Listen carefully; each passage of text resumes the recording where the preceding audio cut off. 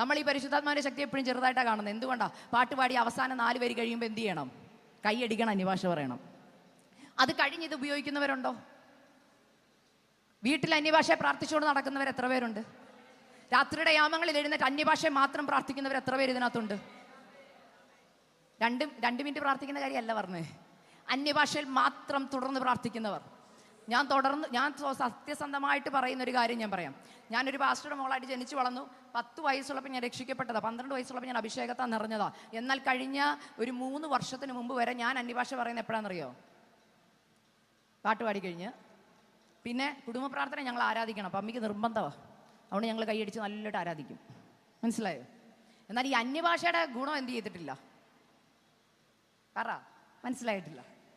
ഇതിനൊരു ശക്തി ഉണ്ടെന്നൊക്കെ അറിയാം, പക്ഷേ സ്വന്തം ജീവിതത്തിൽ എന്ത് ചെയ്തിട്ടില്ല? ആ ശക്തി അനുഭവിച്ചു. എന്നാൽ ഇന്ന് അതിൻ്റെ എന്താ പറഞ്ഞൊരു ടിപ്പ് പറഞ്ഞു തരാം. ഇന്ന് തൊട്ട് നിങ്ങളൊന്ന് ചെയ്തു നോക്ക്. ജീവിതത്തിൻ്റെ എല്ലാ മേഖലയിലും വിടുതൽ വരുന്നത് കാണാം. ഞാൻ എൻ്റെ ഒരു അനുഭവ സാക്ഷ്യം പറയാൻ ആഗ്രഹിക്കുക. 2023 ഡിസംബർ മാസത്തിൽ 6-ാം തീയതി ഞങ്ങൾ ഫ്ലോറിഡയിലാണ് താമസിക്കുന്നത് കുടുംബമായിട്ട്. എൻ്റെ ഹസ്ബൻഡ് ജോലി കഴിഞ്ഞ് അന്ന് വന്ന് വീട്ടിലായിരിക്കുന്ന സമയത്ത് പെട്ടെന്ന് എന്നോട് പറഞ്ഞു, നാളെ എനിക്ക് നേരത്തെ ജോലിക്ക് പോകണം, ഇന്ന് നേരത്തെ പ്രാർത്ഥിച്ചിട്ട് നമുക്ക് എന്ത് ചെയ്യണം? കിടക്കണം. അപ്പം അന്ന് ഞങ്ങളുടെ വീട്ടിലൊരു മോളുണ്ട്. ഹല്ലേലൂയ. അവൾ ഹൈന്ദവ വിശ്വാസത്തിൽ നിന്ന് വിശ്വാസത്തിലോട്ട് വന്നതേ ഉള്ളൂ. അവർ ഞങ്ങളുടെ ചർച്ചിലാണ് വരുന്നത്. അപ്പം ഈ മോളെ ദൈവകൃപയാൽ വിശ്വാസത്തിലേക്ക് നേടാൻ കർത്താവ് കൃപ തന്നു. അവളെ വചനം പഠിപ്പിക്കുന്ന ഞാനാണ്.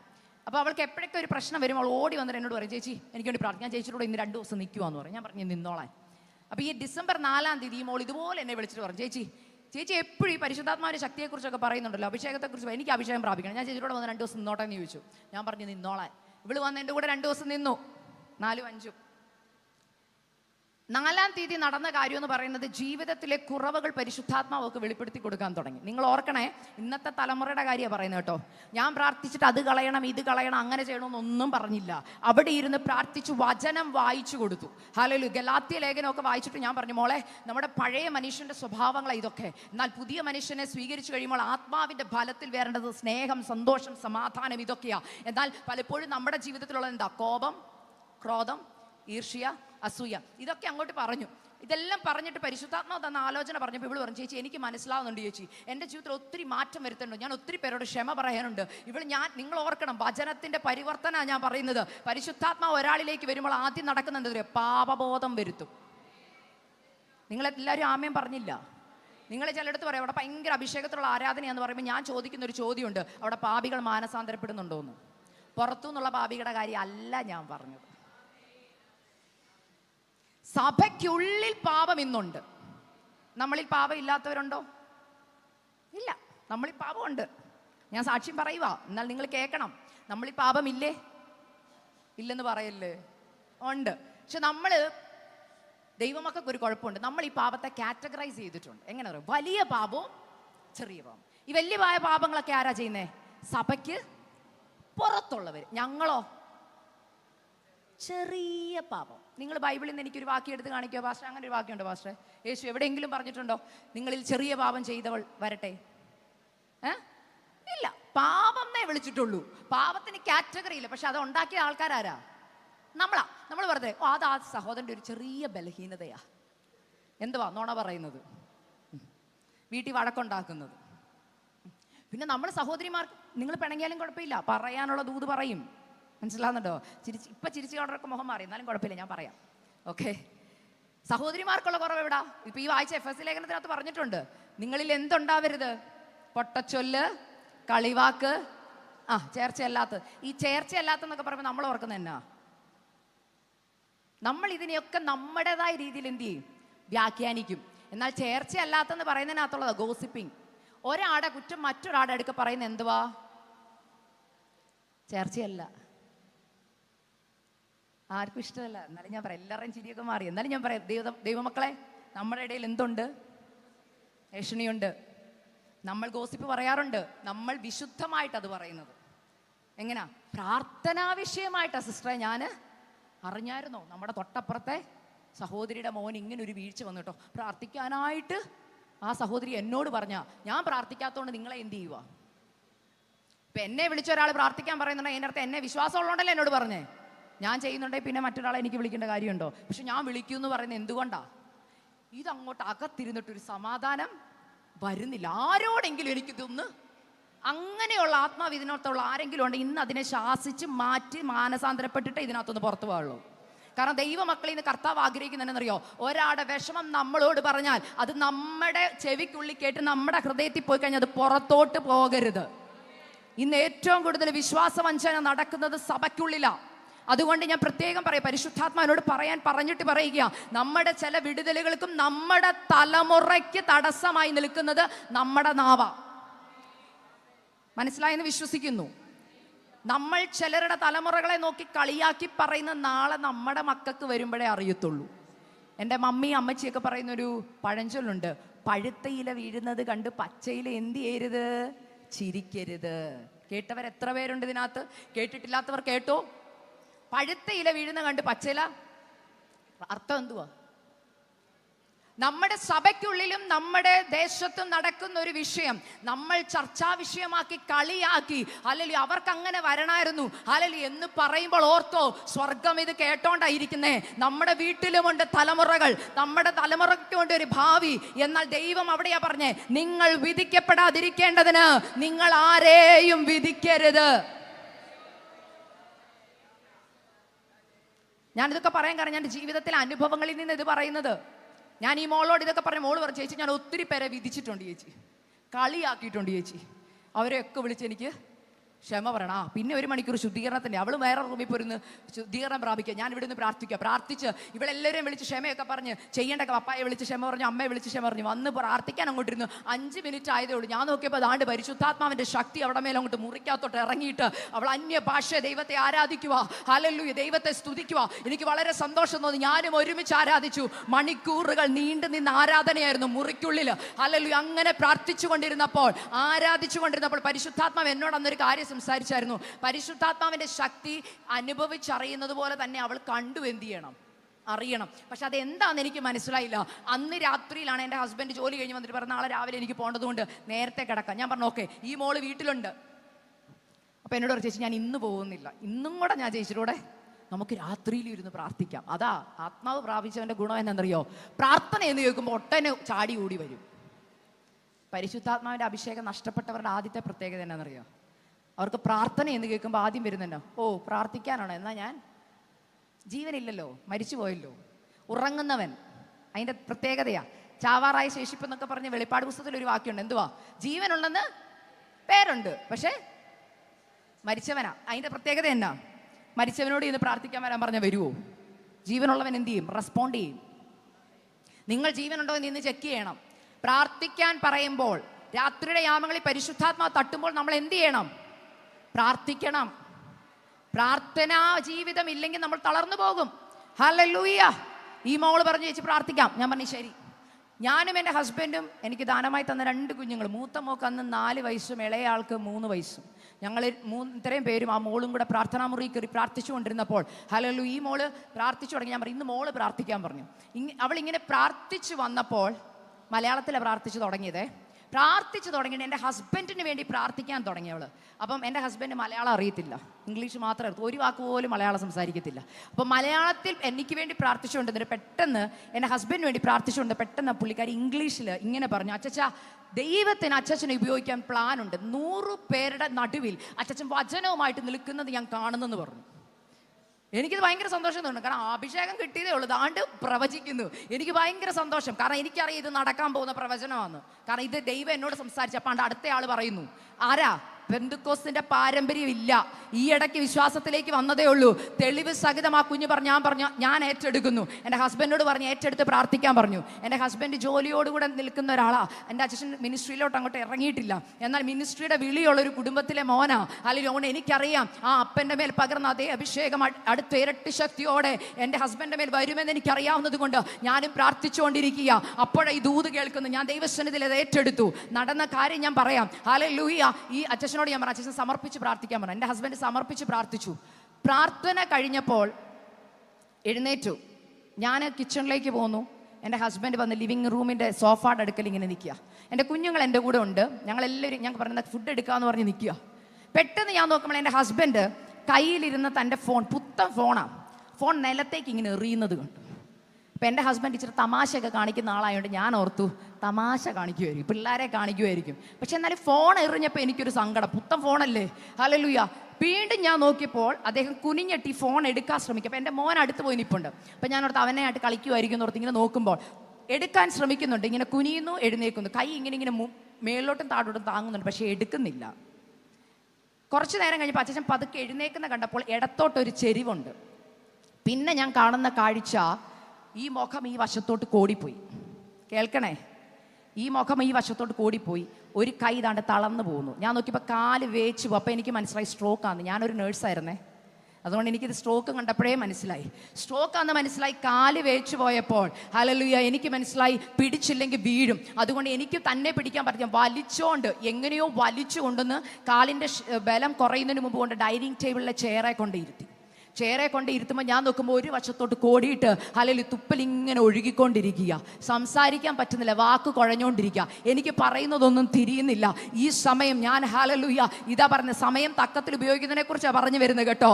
പ്രാർത്ഥനയിൽ എങ്ങനെ സമയം തക്കത്തിൽ ഉപയോഗിക്കണം. ഹല്ലേലൂയ. ഞാൻ ദൈവസന്നിധിയിൽ ഇങ്ങനെ ചോദിച്ചു, പെട്ടെന്ന് എനിക്ക് എന്തോ ചെയ്യണമെന്ന് അറിയത്തില്ല. ഞാൻ മുമ്പേ പറഞ്ഞില്ലേ, നമ്മൾ പുതിയ യായാലുമാരാ. ആദ്യം നമ്മൾ എന്തെടുക്കും? ഫോൺ എടുക്കും. അത് തന്നെ, ഹല്ലേലൂയ. ആദ്യം എടുക്കേണ്ടത് ഫോണാണ്. എനിക്ക് പക്ഷേ ഫോൺ എടുക്കാൻ പറ്റുന്നത് കാരണം ഹസ്ബൻഡ് ഇങ്ങനെ പിടിച്ചേ, കാരണം ഡൈനിങ് ടേബിളിൻ്റെ ചെയറിലാണെങ്കിലും ചെരിഞ്ഞാ പോകുന്നത്. ഞാൻ കൈവിട്ട താഴെ കിടക്കും. അതുകൊണ്ട് ഞാൻ എൻ്റെ കൂടെയുള്ള മോളോട് പറഞ്ഞു, മോളെ ഞങ്ങൾ അവിടെ താമസിക്കുമ്പോൾ പെട്ടെന്ന് വിളിക്കുന്ന 911 ആണ്. ഞാൻ പറഞ്ഞു പെട്ടെന്ന് 911 വിളിക്കാൻ പറഞ്ഞു. നമുക്കറിയാവുന്ന എമർജൻസി നമ്പർ അതാ. ഞാൻ പറയാം ഫോൺ എടുത്ത് ആദ്യം വിളിക്കുന്ന 911 വിളിച്ചു. ഈ മോള് പറയുക, ചേച്ചി കണക്റ്റ് ആവുന്നില്ല. അതെനിക്ക് വിശ്വസിക്കാൻ പറ്റുന്നത്, കാരണം 911 എത്ര നെറ്റ്വർക്ക് ഇല്ലേലും എന്താവണം, കണക്റ്റ് ആവണം. പക്ഷെ മോളോട് ഞാൻ പറയും, മോള് പറയും ചേച്ചി നോക്കുമ്പോൾ ഞാൻ എൻ്റെ കണ്ണുകൊണ്ട് കണ്ട സത്യം, ഡയലിംഗ് എന്ന് കാണിക്കുന്നുണ്ട്, മറുവശത്ത് റിങ് ഇല്ല, ഒന്നുമില്ല, നിശബ്ദം.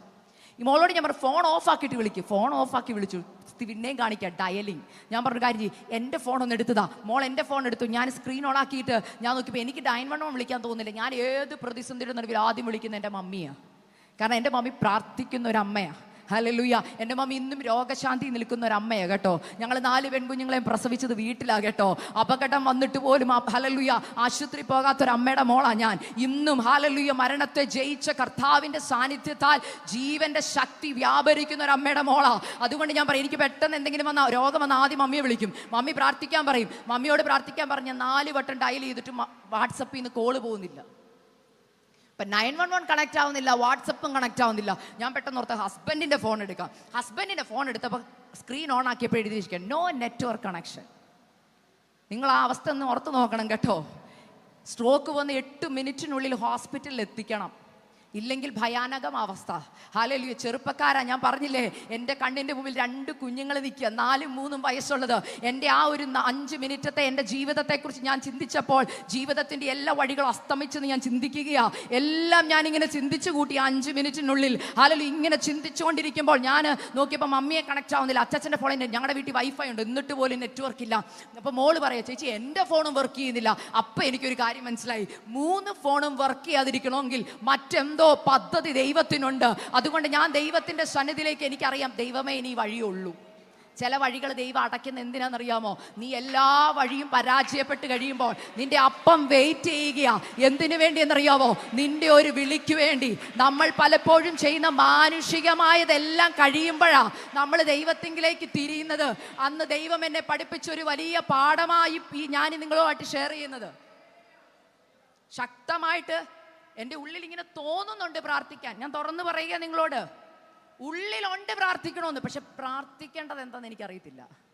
നിങ്ങൾക്ക് അങ്ങനത്തെ അവസ്ഥ വന്നിട്ടുണ്ടോ? ആരെങ്കിലും വെന്റിലേറ്ററെ കിടക്കുമ്പോൾ പുറത്ത് എന്താ പ്രാർത്ഥിക്കേണ്ടെന്ന് ഡൗട്ട് അടിച്ചവരില്ലേ ഇതിനകത്ത്? ജീവൻ മടക്കി തരണമെന്ന് പ്രാർത്ഥിക്കണോ, അതോ ദൈവഹിതം നിറവേറണമെന്ന് പ്രാർത്ഥിക്കണോ? ചിലപ്പോൾ വാക്കുപോലും വായിന്ന് വരാത്ത അവസ്ഥകളുണ്ട്. എൻ്റെ ലൈഫിൽ അത് അന്ന് നടന്നു. എനിക്ക് പ്രാർത്ഥിക്കണമെന്നറിയാം, പക്ഷെ എന്ത് പ്രാർത്ഥിക്കണമെന്ന് അറിയത്തില്ല. ഞാനിങ്ങനെ ടെൻഷൻ അടിച്ചപ്പോൾ എനിക്ക് ഒരു കാര്യം, ഒരു കൈ കൊണ്ട് ഹസ്ബൻഡിനെ പിടിച്ചിട്ട് ഒരു കൈ ഞാൻ ഇങ്ങനെ സ്വർഗത്തിലേക്ക് ഉയർത്തിയിട്ട് ഇന്ന് ഓർമ്മയുണ്ട്, ഞാൻ നിലവിളിച്ചുകൊണ്ട് ഒരൊറ്റ കാര്യം ചോദിച്ചു, കർത്താവേ ഒറ്റ ഫോണിലും കോള് പോകുന്നില്ല, ആരെയും വിളിച്ചിട്ട് കിട്ടുന്നില്ല. ഈ രാത്രി 10:30 സമയം അല്ലെങ്കിൽ ഞാൻ ഇങ്ങനെ ചോദിച്ചത്, ഈ രാത്രി ഞാൻ ആരെയാ വിളിക്കേണ്ടത്? ആരാ ഞങ്ങളെ സഹായിക്കാൻ വരുന്നത്? എൻ്റെ ദൈവമേ എന്നെ സഹായിപ്പാൻ ഓടി വരണേ എന്ന് പ്രാർത്ഥിച്ചു. ഇത്രയും പറഞ്ഞത് എനിക്ക് ഓർമ്മയുണ്ട്. ജീവിതത്തിലെ എനിക്ക് മറക്കാനാവാത്തൊരു രാത്രി അന്ന്.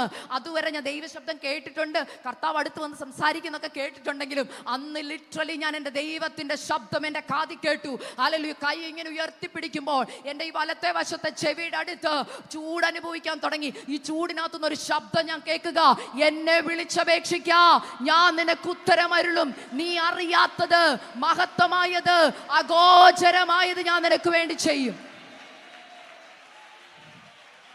അന്ന് വരെ ഞാൻ നോക്കിയപ്പോൾ അത് വെറും എനിക്കൊരു വാക്യമാ. ഞാൻ തുറന്നു പറയുക, അന്ന് വരെ എനിക്കത് വെറും വാക്യമാ. എന്നാ പഠിച്ച സിസ്റ്ററെ? 10 വയസ്സുള്ളപ്പോൾ പഠിച്ചതാ. എന്തിനു വേണ്ടിയാ പഠിച്ചത്? ചർച്ച് ഫ്രണ്ടി വന്ന് പറയാൻ. ആ വാക്യമായിട്ട് സിസ്റ്ററിന് വല്ല ബന്ധമുണ്ടോ? ഒരു ബന്ധവും ഇല്ല.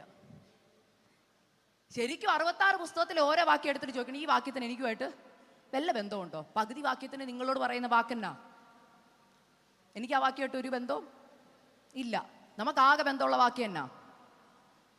എൻ്റെ ദൈവമോ നിങ്ങളുടെ ബുദ്ധിമുട്ടൊക്കെ മഹത്വത്തോടെ. അതല്ലാത്ത ഒരു വാക്യമായിട്ട് എനിക്ക് തോന്നില്ല ആർക്കും വലിയ ബന്ധമുണ്ടെന്ന്. പിന്നെ ഒരു വാക്യം കൂടെ ഉണ്ട്, എന്താ? ഒന്നിനെക്കുറിച്ചും. പക്ഷെ ഞാൻ ആ വാക്യം വായിക്കും പറയും, നമ്മളിത് വിചാരപ്പെട്ടോണ്ടല്ലേ ആ വാക്യം. അതാ ഞാൻ പറയും ബന്ധമില്ലെന്ന്. ശരിക്കും നമ്മൾ പറയുന്നതെല്ലാം പരസ്പര ബന്ധമില്ലാത്ത കാര്യങ്ങളും എല്ലാവാ. എന്നാൽ അന്നും എനിക്കും ഇങ്ങനെയായിരുന്നു. ഞാനും ആ കൂട്ടത്തിലുള്ള ആളാ. വാക്യമായിട്ടൊരു ബന്ധവും ഇല്ല. പെട്ടെന്ന് എനിക്ക് തോന്നി ഇതൊരു വാക്യമല്ലേ, റെഫറൻസ് വരെ മറന്നുപോയി ടെൻഷൻ കൊണ്ട്. പെട്ടെന്ന് എനിക്കൊരു കാര്യം മനസ്സിലായി. അപ്പോൾ ഒരു മിനിറ്റ് കൊണ്ട് നടന്ന കാര്യമാണ് പറയുന്നത്. എനിക്കൊരു കാര്യം മനസ്സിലായി, വെറുതെ അല്ല ഫോണൊന്നും. സ്വർഗം അടച്ചാൽ പിന്നെ ഈ ഭൂമിയിൽ ഏതെങ്കിലും കണക്ഷൻ വർക്കാവുമോ? വർക്കാവത്തില്ല. ചിലരെയൊക്കെ ദൈവത്തിലോട്ട് അടുപ്പിക്കണമെങ്കിൽ, ചില അടുത്ത സ്റ്റെപ്പിലേക്ക് കടത്തണമെങ്കിൽ ഒരു ശോധനയുടെ കാലം ദൈവം അനുവദിക്കും. എന്തിനെന്നറിയാമോ? വചനത്തിന്റെ ശക്തി പഠിപ്പിക്കുവാൻ, ദൈവം ആരെന്ന് ഒരിക്കൽ കൂടി തെളിയിച്ചു തരാൻ. എൻ്റെ ജീവിതത്തിൽ ആ വാക്യത്തിന് ഭയങ്കര ശക്തിയാ. അപ്പൊ എനിക്ക് മനസ്സിലായി, കർത്താവിനെ വിളിച്ചപേക്ഷിച്ചിട്ടേ കാര്യമുള്ളൂ. അപ്പോഴാണ് ഞാൻ നോക്കി, ഈ അഭിഷേകം പ്രാപിച്ച മോൾ എൻ്റെ അടുക്ക് നിൽക്കുക. ആ മോൾ എന്നോട് ചോദിക്കുക, ചേച്ചി എന്തുവാ ചെയ്യണ്ടേ? ഞാൻ പറഞ്ഞു, മോളെ നമുക്ക് അഭിഷേകത്തിൽ പ്രാർത്ഥിക്കാം. അഭിഷേകത്തിൽ പ്രാർത്ഥിക്കാന്ന് ഞാൻ പറയുമ്പോൾ ഞാൻ ഉദ്ദേശിക്കുന്നത് എന്നറിയോ? മലയാളത്തിൽ പ്രാർത്ഥിക്കുക, പിന്നെ ശക്തിയിലങ്ങ് പ്രാർത്ഥിക്കുക. ഭയങ്കര ശബ്ദത്തിൽ പ്രാർത്ഥിക്കുന്നതാണ് ആത്മാവിലുള്ള പ്രാർത്ഥന. എന്നാൽ ഞാൻ പ്രാർത്ഥിക്കാൻ വേണ്ടി സ്തോത്രം പറഞ്ഞു തുടങ്ങിയപ്പോൾ എനിക്കൊരു കാര്യം മനസ്സിലായി. ഞാൻ പറഞ്ഞില്ലേ പ്രാർത്ഥിക്കേണ്ടത് എന്തെന്ന്. ഇപ്പൊ നിങ്ങൾ ചോദിക്കും, എന്തോ സിസ്റ്ററെ ഭർത്താവിനെ വിടുവിക്കണമെന്ന് പ്രാർത്ഥിച്ചാൽ പോരെയെന്ന്. അല്ലേ? ഈസിയാ. പക്ഷെ എൻ്റെ പ്രശ്നം ഇതാ, ഞാൻ എന്തോ പ്രാർത്ഥിക്കേണ്ടത്? കർത്താവെ ഫോണിൽ നെറ്റ്വർക്ക് വരണം, 911 വിളിച്ച് ഡോക്ടർമാര് വന്ന് ഹോസ്പിറ്റലിൽ കൊണ്ടുപോയി ട്രീറ്റ് ചെയ്ത് വിടുവിക്കണം. അതാണ് ആദ്യത്തെ പ്രാർത്ഥന. രണ്ടാമത്തെ പ്രാർത്ഥന, ദൈവം ഇറങ്ങി വന്ന് എന്ത് ചെയ്യണം? അത് എനിക്ക് സത്യം പറഞ്ഞാൽ ലാസ്റ്റ് ഓപ്ഷനാണ്.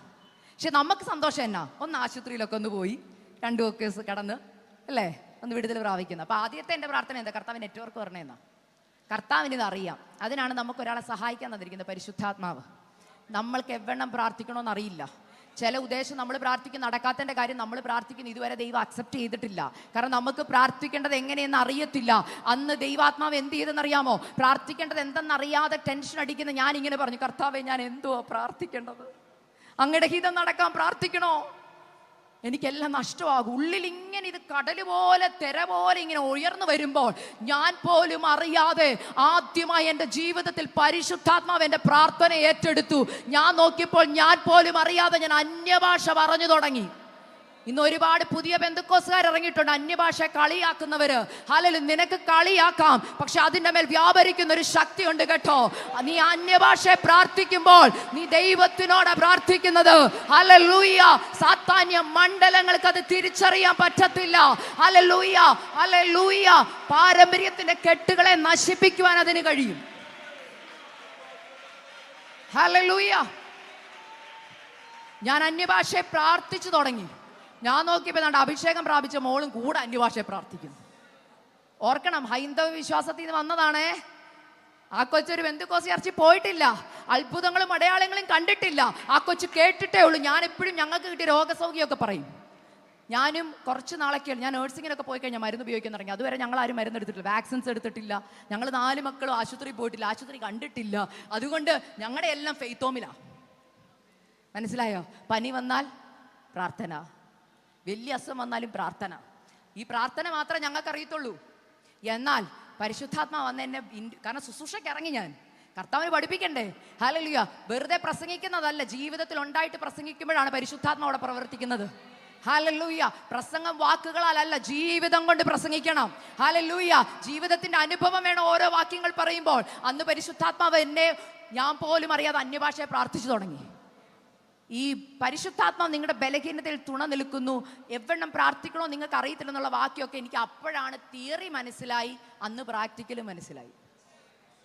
സത്യോ, പ്രാർത്ഥിക്കേണ്ടത് അറിയില്ല. എന്നാൽ പരിശുദ്ധാത്മാ പ്രാർത്ഥിച്ചു തുടങ്ങി, തന്നെ ഈ പ്രാർത്ഥന സ്റ്റോപ്പായി. ഞാൻ കണ്ണടച്ചാ പ്രാർത്ഥിച്ചേ. പക്ഷെ എനിക്കൊരു കാര്യം അറിയാം, എൻ്റെ തല തൊട്ട് കാല് വരെ ചൂട് വ്യാപരിക്കുന്നുണ്ട്. ഈ മോളും കയ്യെ പിടിച്ചിട്ടുണ്ട്. ഈ മോൾ അഭിഷേകത്തിൽ ഭയങ്കര ശക്തിയിൽ ആരാധിക്കും, ഞാനും ആരാധിക്കുക. ഞാൻ പക്ഷെ പ്രാർത്ഥിച്ചു കഴിഞ്ഞ് ആമേ പറഞ്ഞപ്പോൾ ഞാൻ ഓർത്തു, അയ്യോ ഞാൻ ഇതുവരെ പ്രാർത്ഥനാ വിഷയം കർത്താവിനോട് അങ്ങനെ ഒരു പ്രശ്നമുണ്ട് നമുക്ക്. നമ്മൾ അന്യഭാഷ നമ്മുടെ വിചാരം, അയ്യോ പറയേണ്ടതൊന്നും കർത്താവിനോട് പറഞ്ഞു. നമുക്ക് മലയാളത്തിലൊന്ന് പ്രാർത്ഥിച്ചാൽ എന്ത് കിട്ടത്തുള്ളൂ? ഒരു സംതൃപ്തി കിട്ടത്തുള്ളൂ. എനിക്ക് ആ സംതൃപ്തി കുറവ്. അപ്പോൾ ഞാൻ ഓർത്തു, അയ്യോ പറഞ്ഞില്ലല്ലോ, ഇനി അത് പറയണ്ടേ.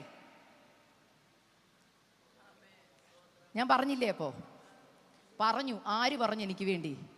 പരിശുദ്ധാത്മാവ് എന്തായിരിക്കും പ്രാർത്ഥിക്കുന്നത്? നിങ്ങൾ പറ. അക്സ പ്രാർത്ഥിക്കുന്നത് 911 കിട്ടണേന്നാ. അക്സ മലയാളത്തിൽ പ്രാർത്ഥിക്കുന്ന ഡോക്ടർ വരണേന്നാ. അക്സ പറയാ എന്റെ ഭർത്താവിനെ മടക്കി തരണേന്ന്. എന്നാൽ പരിശുദ്ധാത്മാവ് എന്താ പ്രാർത്ഥിച്ചെന്നറിയാമോ? ഇവൻ കർത്താവിന്റെ വേലയ്ക്കുള്ളതാ, ഇവന്റെ മേലുള്ള ദൈവിക നിയോഗം വെളിപ്പെടണേന്നാ പ്രാർത്ഥിച്ചത്.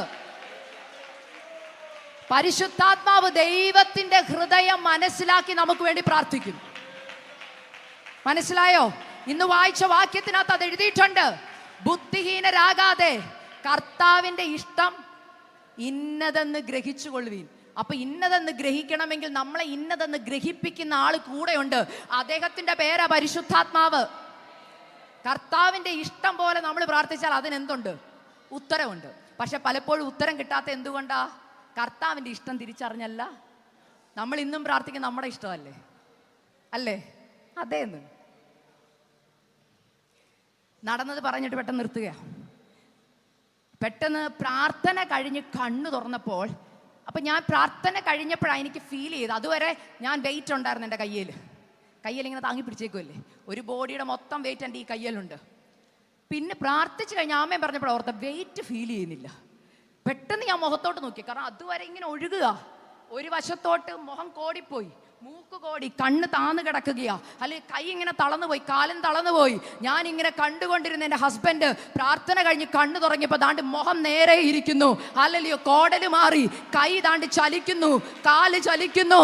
അപ്പോൾ എനിക്കൊരു കാര്യം മനസ്സിലായി, മരിച്ചവരെ ജീവിപ്പിക്കുകയും ഇല്ലാത്തതിനെ ഉള്ളതിനെ പോലെ വിളിച്ചു വരുത്തുവാൻ കഴിവുള്ള സർവശക്തനായ എൻ്റെ കർത്താവ് അന്ന മുറിയിൽ ഇറങ്ങി വന്നു, വിടുതലയച്ചു എന്ന.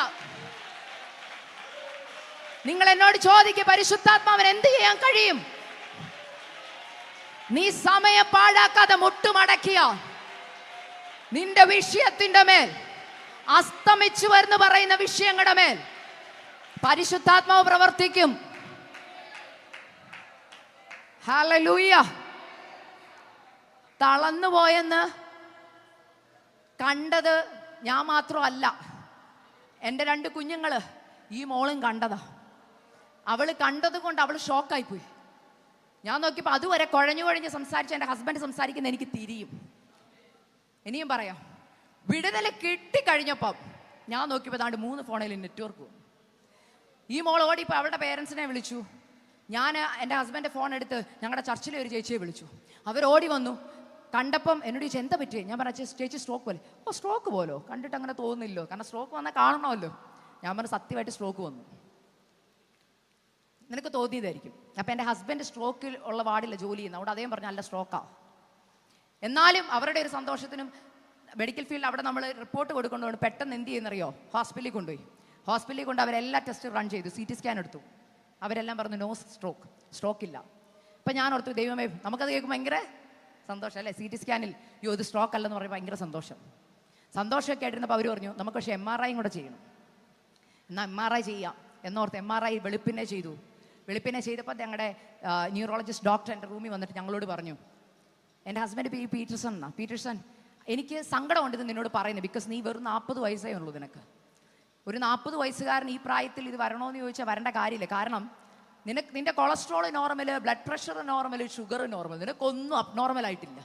ഇത്രയും ഹെൽത്തി ആയിട്ട് ഒരാൾക്ക് സ്ട്രോക്ക് വരിക എന്ന് പറഞ്ഞാൽ ഞങ്ങൾക്ക് ചിന്തിക്കാൻ പറ്റത്തില്ല. പക്ഷേ നിന്റെ റൈറ്റ് സൈഡ് ഓഫ് ദ ബ്രെയിനിൽ നിനക്കൊരു മൈനർ സ്ട്രോക്ക് വന്നു. ഞങ്ങൾക്ക് MRIയിൽ അത് കാണാൻ പറ്റുന്നുണ്ട്. പക്ഷെ ഞങ്ങളെ അത്ഭുതപ്പെടുത്തിയത്, സാധാരണ സ്ട്രോക്ക് വന്ന് എന്ത് വരണം? ക്ലോട്ട് വരണം. ആ ക്ലോട്ട് അവിടെ ഇല്ല, അത് ഡൈല്യൂട്ടായിപ്പോയി. ഞങ്ങൾക്ക് മരുന്ന് തരാൻ പറ്റിയില്ല അതുകൊണ്ട്. പക്ഷെ ഈ മരുന്ന് തരുന്നതിന് മുമ്പ് ആ ക്ലോട്ട് എവിടെ പോയെന്ന് ഞങ്ങൾക്ക് കണ്ടുപിടിക്കണമെന്ന്. നിങ്ങൾ ആരും ദൈവത്തെ സ്തുതിച്ചില്ലെങ്കിൽ ഞാൻ സ്തുതിക്കും. എനിക്കറിയാം ആ ക്ലോട്ട് എവിടെ പോയെന്ന്. ഹല്ലേലൂയ. വചനം പറയുന്നു, കർത്താവിനെ മരിച്ചവരുടെ ഇടയിൽ നിന്ന് ഉയർപ്പിച്ച പുനരുദ്ധാനത്തിന്റെ ശക്തി നിന്റെ ജീവിതത്തിൽ വ്യാപരിച്ചാലുണ്ടല്ലോ, ക്യാൻസർ അല്ല, നിന്നെ ഒതുക്കുമെന്ന് പറയുന്ന, മരണത്തിന് കീഴ്പ്പെടുത്തുമെന്ന് പറയുന്ന ഏത് രോഗവും ഇന്ന് ഈ സമയം അത് അപ്രത്യക്ഷമായി പോകും. ഹല്ലേലൂയ. ദൈവത്തിന്റെ പുനരുദ്ധാനത്തിന്റെ ശക്തി എന്ന് പറഞ്ഞാൽ എന്തുവാ? മരിച്ച് 4 ദിവസം കഴിഞ്ഞ് അസ്ഥി അസ്ഥിയോടും മാംസം മാംസത്തോടും വിട്ടതിനെ പോലും ഹീലിംഗ് നടത്താൻ കർത്താവിന് കഴിയും. പക്ഷെ നമ്മൾ ചെയ്യേണ്ടത് എന്തുവാ? സമയം പറ. സമയം തക്കത്തിൽ ഉപയോഗിക്കണം. ഏതിന് ഉപയോഗിക്കണം? പ്രാർത്ഥിക്കാൻ ഉപയോഗിക്കണം. അന്ന് സ്ട്രോക്ക് വന്നു എന്ന് പറഞ്ഞു. പക്ഷെ ഡോക്ടർ പറഞ്ഞു അവിടെ ക്ലോട്ടില്ല. ക്ലോട്ടില്ലെന്ന് പറഞ്ഞപ്പോൾ അച്ഛൻ പറയാം നമുക്ക് പെട്ടെന്ന് വീട്ടിൽ പോകാം. അപ്പം എൻ്റെ ഹസ്ബൻഡ് ഒരു പ്രത്യേകത, ഞാൻ ഇവിടെ നിന്ന് പ്രസംഗിക്കുമ്പോഴൊക്കെ നിങ്ങൾ വിചാരിക്കും അല്ലേ ഭയങ്കര ഒരു, എൻ്റെ ഹസ്ബൻഡ് ഒട്ടും സംസാരിക്കാത്ത ആളാണ്, ശാന്തനാ. എല്ലാവരോടും സംസാരിച്ച് 1-2 വാക്കൊക്കെ പറയത്തുള്ളൂ, അധികം സംസാരിക്കത്തില്ല. അപ്പം ഞാൻ എപ്പോഴും എൻ്റെ ഹസ്ബൻഡോട് പറയാം, അച്ഛാ നമ്മൾ കർത്താവിനെ കുറിച്ച് എവിടെ പോയാലും പറയണം. അപ്പം അച്ഛൻ പറയും, നിന്നെ പോലെ എനിക്ക് പറയാൻ അറിയത്തില്ല, നിനക്ക് എപ്പോഴും ടെസ്റ്റ് മണി ഉണ്ട്, നിനക്ക് ഒത്തിരി ടെസ്റ്റ് മണി ഉള്ളതുകൊണ്ട് നിനക്ക് വാദം വരാതെ പറയാം. എനിക്ക് അങ്ങനെ ടെസ്റ്റ് മണിയൊന്നും ഇല്ല. ഇതിങ്ങനെ പരാതി ദൈവം കേട്ടോണ്ടിരിക്കുവായിരുന്നു.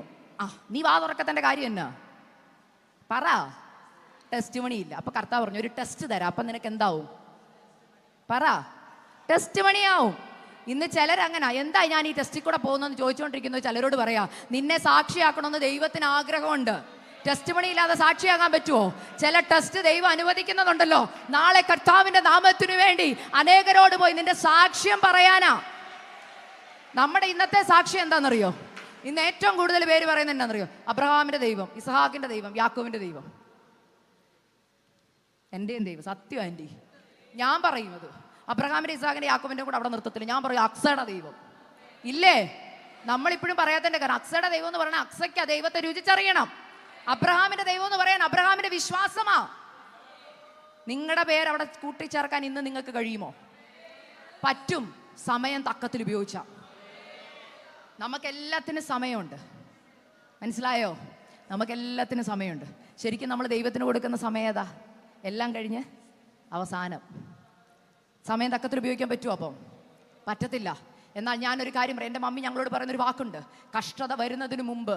എൻ്റെ മമ്മിയുടെ ഒരു പ്രത്യേകത ഞാൻ പറഞ്ഞില്ലേ, നിങ്ങൾ ഓർക്കല്ലേ എന്തുകൊണ്ട് അമ്മയെക്കുറിച്ച് പറഞ്ഞു? സ്ത്രീകളായതുകൊണ്ട് നിങ്ങളുടെ എൻകറേജ്മെൻറ്റിനാണ് പറയുന്നത്. ബൈബിളിലെ സ്ത്രീകളെക്കുറിച്ച് മാത്രം പറഞ്ഞാൽ പോരല്ലോ അല്ലേ? ഇന്നും അങ്ങനെ ജീവിക്കുന്നവരുണ്ടെന്ന്.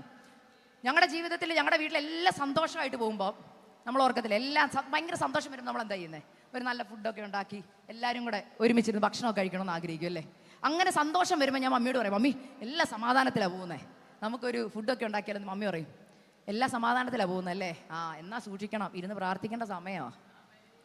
അങ്ങനെ സന്തോഷം തോന്നുമ്പോൾ ഞങ്ങളുടെ മമ്മിയെ കാണത്തില്ല. എവിടാന്നറിയോ? പ്രാർത്ഥനാ മുറി കാണും. 24 മണിക്കൂറും കിട്ടിയ മമ്മി പ്രാർത്ഥിച്ചുകൊണ്ടിരിക്കും. അപ്പം ഞാൻ അവർക്ക് എങ്ങനെ ഈ പ്രാർത്ഥിക്കും? മമ്മി പറഞ്ഞൊരു കാര്യമുണ്ട്, മോനെ ഇപ്പം ഈ സമാധാനത്തിന് കാരണം എന്നാണെന്നറിയോ? നമ്മൾ ആത്മാവി പ്രാർത്ഥിക്കുമ്പോൾ ശത്രുവിനെ വഴി തടയുന്നത് കൊണ്ടാണ്. ഞാനിവിടെ പ്രാർത്ഥന നിർത്തിയ മതില് പൊളിച്ച് ശത്രു അകത്ത് കയറും. ഇന്ന് ആന്റി പറഞ്ഞില്ലേ, നീ വീടിന്റെ വിളക്കാന്ന്, വിളക്ക് അണഞ്ഞു പോയാൽ ശത്രു ഇരട്ടത്തകത്ത് കയറുമെന്ന്. ഇന്ന് പല വീട്ടിലും ശത്രു വീടിന്റെ ഉള്ളിലുണ്ട്, തലമുറയുടെ ഉള്ളിലുണ്ട്, ഭർത്താക്കന്മാരുടെ ഉള്ളിലുണ്ട്, സഭയ്ക്കുള്ളിലുണ്ട്. എന്തുകൊണ്ടാ? വിളക്ക് കത്തിക്കാൻ സഹോദരിമാർ തയ്യാറാവണം. എപ്പോഴാ വിളക്ക് കത്തിക്കേണ്ടത്? നമ്മളൊക്കെ എപ്പോഴാ വിളക്ക് കത്തിക്കുന്നത്? സന്ധ്യ എന്ന് പറയുമ്പോൾ എപ്പോഴാ ആൻറ്റി?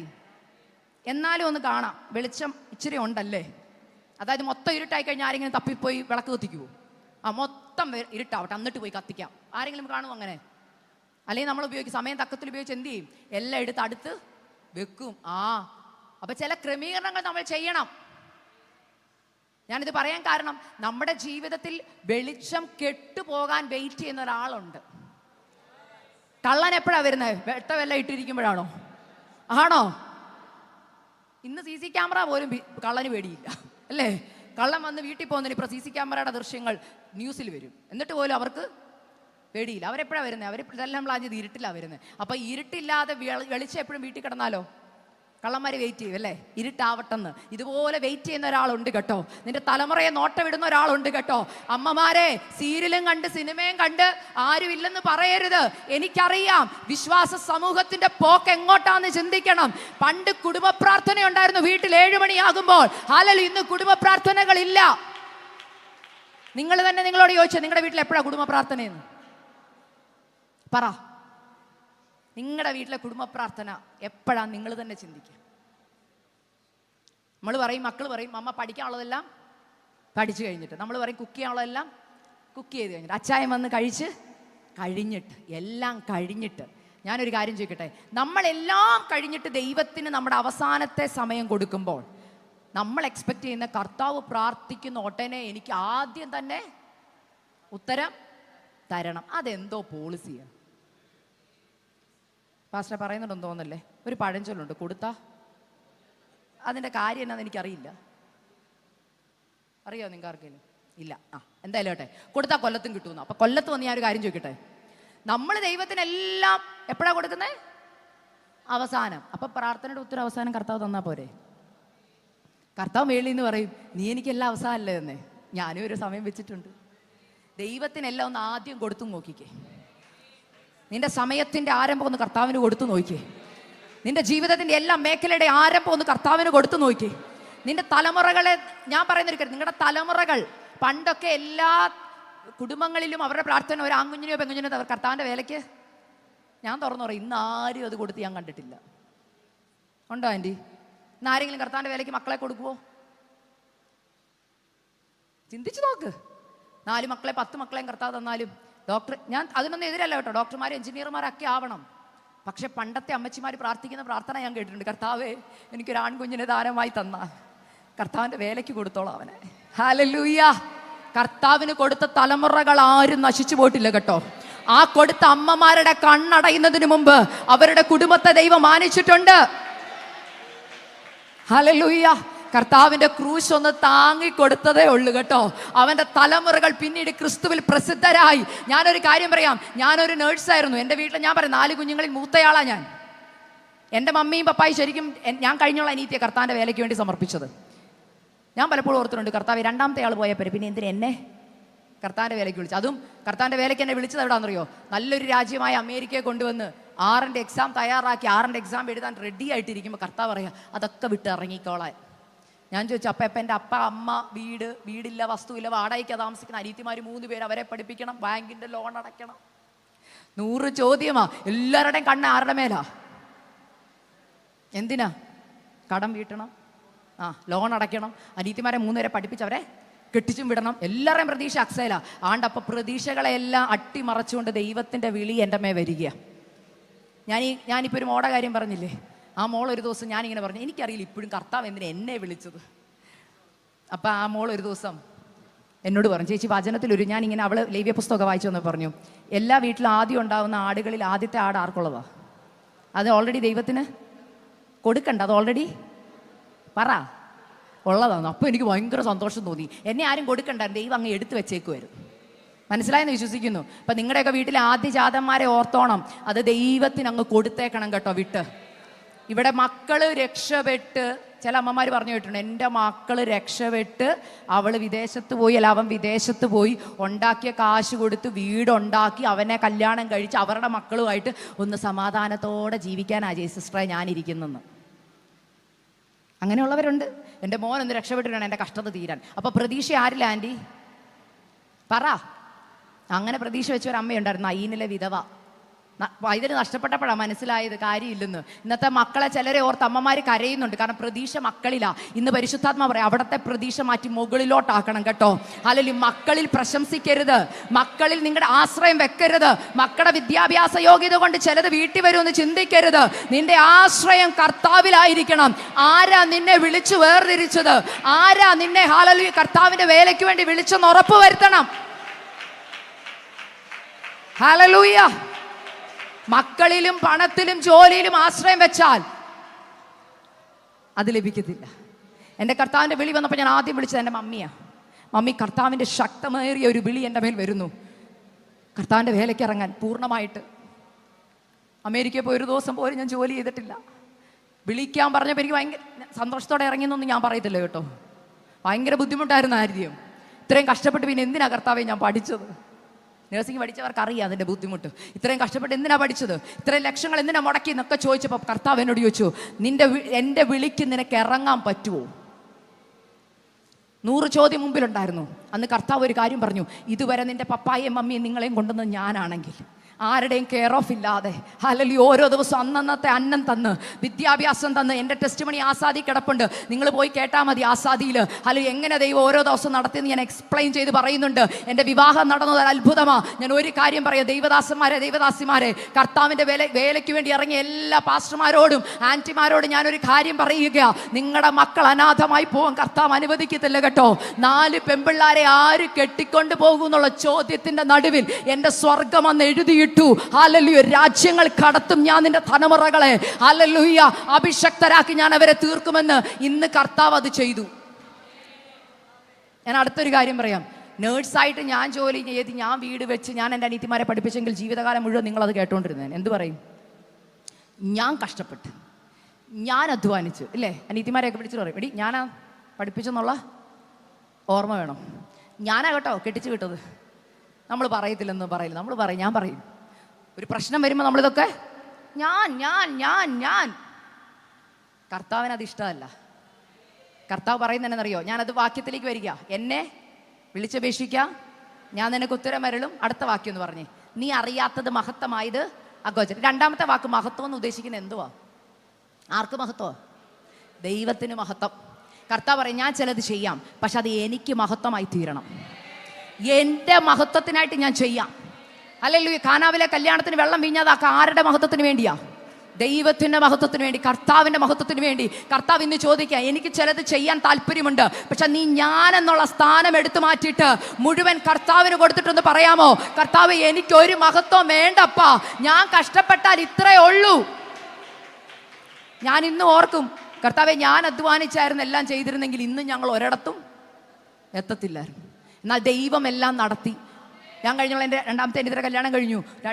ബാക്കി 2 പേരും പഠിച്ചു. എല്ലാവരും നല്ല നിലകളിൽ ദൈവം എത്തിച്ചു. അതിനൊരൊറ്റ കാര്യമുള്ളൂ, ഒരു ക്രെഡിറ്റും ഞങ്ങൾക്ക് അപ്പനോ അമ്മയ്ക്കോ എനിക്കോ എടുക്കാനില്ല. ആര് പഠിപ്പിച്ചെന്ന് ചോദിച്ചാൽ ഞങ്ങൾ 4 പേരും പറയും കർത്താവ് പഠിപ്പിച്ചു. എന്നെ പഠിപ്പിച്ചത് മറ്റൊരാളാ. ഹല്ലേലൂയ. എൻ്റെ രണ്ടാമത്തെ അനിയത്തിയെ പഠിപ്പിച്ചത് മറ്റൊരാളാ. എല്ലാം വീടിനകത്തോട്ട് ഇങ്ങോട്ട് വന്നിട്ട് പറയും, മോളെ ഞാൻ നിന്നെ പഠിപ്പിക്കാം എന്ന് പറഞ്ഞ് എഴുതി തന്ന് പഠിപ്പിച്ചവരുണ്ട്. ഹല്ലേലൂയ. ഞങ്ങൾക്കുള്ള സാമ്പത്തിക നന്മകൾ കർത്താവ് തന്നെ ഇറക്കി തന്നിട്ടുള്ളത്. ദൈവമക്കളെ, ഞാനിത് പറയാൻ കാരണം മഹത്വം മുഴുവൻ കർത്താവിനാ കേട്ടോ. ഹല്ലേലൂയ. നാളെയെ കുറിച്ച് വിചാരപ്പെടരുതെന്ന് കർത്താവ് പറയാൻ കാരണം എന്താ? കർത്താവ് പറയുക, നീ എന്നെ വിളിച്ചപേക്ഷിക്കുന്നെങ്കിൽ ഞാൻ നിനക്ക് ഉത്തരം അരുളും. ഞാൻ ഈ വചനം പഠിച്ചു കഴിഞ്ഞിട്ട് എവിടെ പ്രസംഗിച്ചാലും പറയും, കർത്താവിന് ഫോൺ നമ്പർ ഉണ്ടോ എന്ന് ചോദിച്ചാൽ ഞാൻ പറയും ഉണ്ടോ? ഉണ്ട്. എത്രയാ നമ്പർ? 333 911 അല്ല. എന്തുവാ 333? യെരമ്യാവ് 33:3. അത് ഫോൺ നമ്പർ ആണോ എന്ന് ചോദിച്ചാ ആണ്. എന്തുവാ അവിടെ എഴുതിയിരിക്കുന്നത്? Call upon me I will answer you. നീ എന്നെ വിളിക്ക്, ഞാൻ നിനക്ക് ഉത്തരം അരുളാം. 12 കഴിഞ്ഞ് എടുക്കാൻ പറ്റത്തില്ലെന്ന് പറയുന്നവരില്ലേ? 12 കഴിഞ്ഞ് ഫോൺ ഓഫാക്കി വെക്കുന്നവരില്ലേ? മീറ്റിങ്ങിനുള്ളപ്പോൾ ഫോൺ ഓഫാക്കി വെക്കത്തില്ലേ? എന്നാൽ 24 മണിക്കൂർ നിന്റെ ജീവിതത്തിന്റെ ഏത് സാഹചര്യത്തിലും അപ്പായേന്നൊന്ന് വിളിക്കുമ്പോൾ, എന്താ മോളെ ഞാൻ നിനക്ക് ചെയ്തു തരേണ്ടത് ചോദിക്കുന്ന ഒരു അപ്പൻ അപ്പുറയില്ലേ? അപ്പം പറയുന്ന ഉത്തരവും കൂടെ കേൾക്കണം. എനിക്ക് ആ വാക്യം ഭയങ്കര ഇഷ്ടമാണ് പ്രസംഗിക്കുമ്പോൾ. അവിടെ പറയുക, പക്ഷെ ഈ ഉത്തരം നമുക്ക് ആർക്കും ഇഷ്ടമുള്ള ഉത്തരം അല്ല. കാരണം നമ്മൾ കർത്താവിനെ വിളിച്ച് അപേക്ഷിക്കാൻ നമുക്കറിയാവുന്ന ഉത്തരം ഓൾറെഡി കർത്താവിനോട് പറയും. ഇപ്പം മോളുടെ വിവാഹത്തിന് വേണ്ടിയാണ് പ്രാർത്ഥിക്കുന്നത്. നിങ്ങൾ പറയുന്ന ഉത്തരം എന്നറിയോ? കർത്താവേ, എൻ്റെ കുഞ്ഞിൻ്റെ വിവാഹം നടക്കണം. വിവാഹം നടക്കുമ്പോൾ കർത്താവേ, അമേരിക്കയിൽ നിന്ന് ഓസ്ട്രേലിയയിൽ നിന്ന് UK എന്നുള്ള ചെറുക്കനെ തരണം.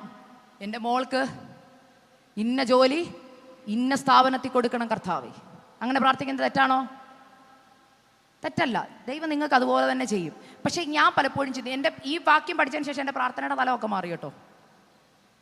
അതുകൊണ്ടാണ് പലരും കർത്താവേ അങ്ങയുടെ ഹിതം മതി എന്ന് പ്രാർത്ഥിക്കുന്നത് കേട്ടിട്ടുണ്ടോ? അവർ ഡിമാൻഡ് ഒന്നും വെക്കാത്തതിൻ്റെ കാര്യം എന്നറിയോ? അവരെ ദൈവം സർപ്രൈസ് കൊടുക്കാൻ ആഗ്രഹിക്കുന്നുണ്ട്.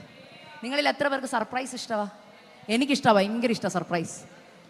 ഈ അറിഞ്ഞുകൊണ്ട് ഒരു ഉത്തരം കിട്ടിയിട്ട് ഇപ്പം എന്തുവാ കാര്യം?